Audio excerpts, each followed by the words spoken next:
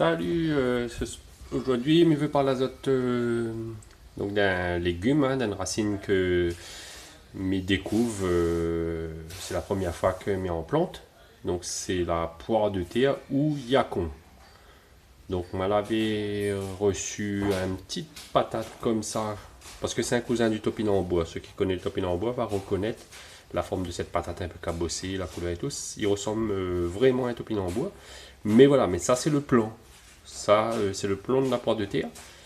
Et la racine que on va récolter pour consommer, c'est celle-là qui ressemble à une patate douce.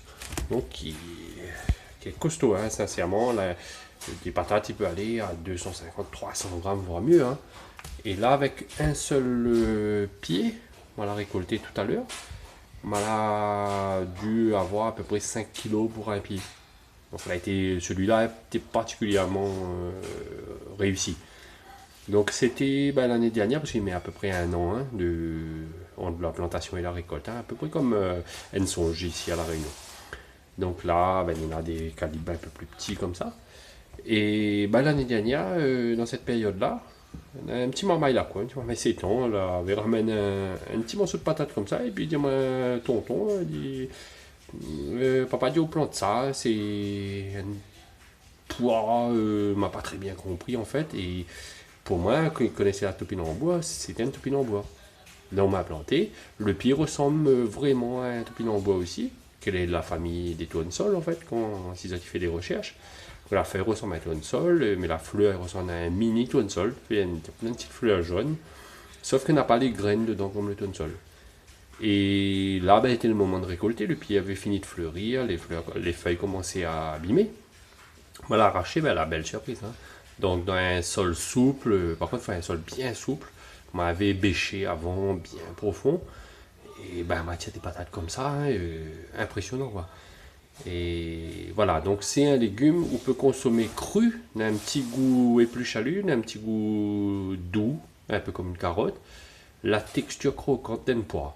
Voilà.